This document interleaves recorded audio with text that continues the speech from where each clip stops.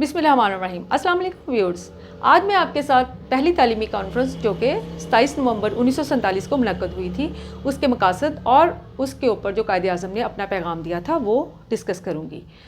تو سب سے پہلے ہم دیکھتے ہیں کہ پہلی تعلیمی کانفرنس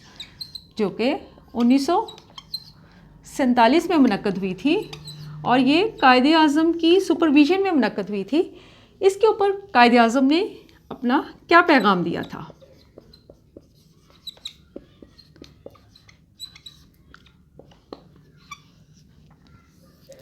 سب سے پہلے تو میں آپ کو یہ بتاتی ہوں کہ جو ہمارا ملک پاکستان ہے وہ 14 اگست 1947 کو انگریزوں سے آزاد ہوا تھا، اور اس وقت جو ہمارا نظام تعلیم پایا جاتا تھا اس کے اوپر انگریزوں کے نظام تعلیم کا جو مکمل طور پر چھاپ تھی وہ موجود تھی، کیونکہ انگریز یہ چاہتے تھے کہ مسلمانوں کے اندر سے کچھ ایسے لوگ ان کے لیے کام کرنے والے پیدا ہوں جو کہ کلرک کی جاب کر سکیں یا پھر ان کے غلام بن کر رہیں، یعنی کہ جو انگریز تھے وہ مسلمانوں کو اپنا ذہنی طور پر غلام بنانا چاہتے تھے، لہٰذا انہوں نے ایسا ہی نظام تعلیم رکھا تھا۔ اور اس وقت یعنی کہ 1947 کے وقت جو ہمارا لٹریسی ریٹ تھا وہ صرف 15% تھا، لہٰذا اس کی بہت زیادہ ضرورت تھی کہ ہمارا نظام تعلیم جو ہے وہ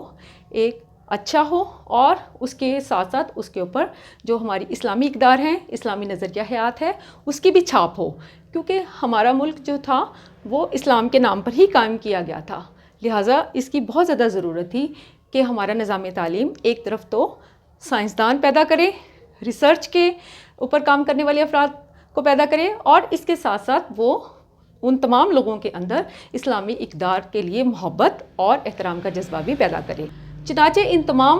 نکات کو ذہن میں رکھتے ہوئے اور اس وقت کی ضرورت کو سامنے رکھتے ہوئے قائد اعظم نے اپنی سپرویژن میں پہلی تعلیمی کانفرنس منعقد کی تھی، جو کہ 27 نومبر سے لے کر 1 دسمبر 1947 تک ہوئی تھی، اور اس کی سپرویژن بھی قائد اعظم نے ہی کی تھی۔ قائد اعظم نے اس کانفرنس کے اوپر جو پیغام اپنا دیا تھا اس کے جو اہم نکات ہیں وہ میں آپ کے ساتھ ڈسکس کرتی ہوں۔ سب سے پہلے تو انہوں نے یہ کہا تھا کہ ہمیں اپنے نظام تعلیم کو عوام کے تقاضوں اور تہذیب و تمدن کو مد نظر رکھ کر بنانا ہوگا، یعنی کہ وہ اس بات سے بہت زیادہ آگاہ تھے کہ عوام کی جو بھی تہذیب و تمدن ہے، جو بھی تہذیبی اقدار ہیں، جو بھی کسی بھی عوام کی مذہبی اقدار ہیں، اس کے ساتھ ساتھ ان کے رہنے کا، ان کے رسم و رواج، اور اس کے ساتھ ساتھ جو ان کا مذہب ہے، ان کی لینگویج ہے، ان کا لباس، ان کا کلچر، ان سب کو مد نظر رکھ کر ہمیں اپنے نظام تعلیم کی بنیاد رکھنی ہوگی۔ اس کے ساتھ ساتھ انہوں نے کہا کہ نظام تعلیم ان باتوں کو مد نظر رکھ کر بنایا جائے گا، اور اس کے ساتھ ساتھ جو جدید تقاضے ہیں ان کو بھی مد نظر رکھنا بہت زیادہ ضروری ہے، یعنی کہ اس وقت دنیا میں جو بھی نئے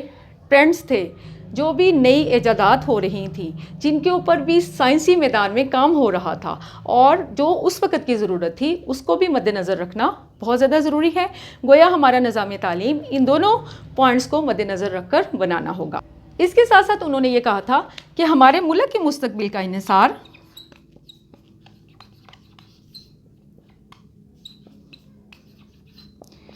اس تعلیم و تربیت پر ہوگا جو کہ ہم اپنے نوجوانوں کو ایک سچا پاکستانی بننے کے لیے دیں گے، یعنی کہ ملک کے مستقبل کا انحصار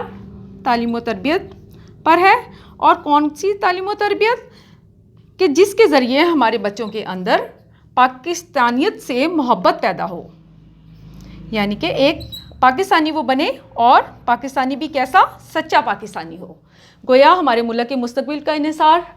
اس بات پر ہے کہ ہم بچوں کی تعلیم اور تربیت ایک سچے پاکستانی کے ذریعے کریں، ایک سچے پاکستانی کے تحت کریں، کہ جس کے اندر اپنے وطن سے بہت زیادہ محبت ہو، جو کہ اپنے وطن کے لیے ہر طرح کی قربانی دینے کے لیے تیار ہو، اور اس کے ساتھ ساتھ اس کے دل اور دماغ کے اندر اپنے مذہب کے لیے بھی بہت زیادہ محبت ہو۔ اس کے ساتھ ساتھ انہوں نے کہا تھا کہ تعلیم سے مراد میری کتابی تعلیم نہیں ہے، کہ کتابی تعلیم نہیں بلکہ جو بچے ہیں وہ سائنس اور ٹیکنیکل تعلیم حاصل کریں، بلکہ سائنس اور ٹیکنیکل تعلیم حاصل کریں۔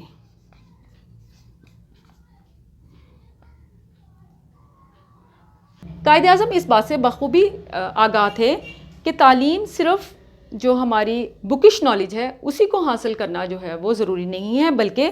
اس وقت اس بات کی بہت زیادہ ضرورت تھی کہ بچے جو ہیں وہ سائنس کی تعلیم حاصل کریں، نئے نئے ایجادات کریں اور اپنے ملک کی ضروریات کو پورا کریں، اور اس کے ساتھ ساتھ جو ٹیکنیکل تعلیم ہے اس کا حاصل کرنا بہت زیادہ ضروری ہے، تاکہ بچے جو ہیں جب وہ تعلیم سے فارغ ہوں تو وہ کسی نہ کسی روزگار کو اختیار کر سکیں۔ جیسا کہ آپ جانتے ہیں کہ بچے سیکنڈری لیول کے اوپر عام طور پر یا تو مزید تعلیم حاصل کرتے ہیں، یا بچے سیکنڈری ایجوکیشن کے بعد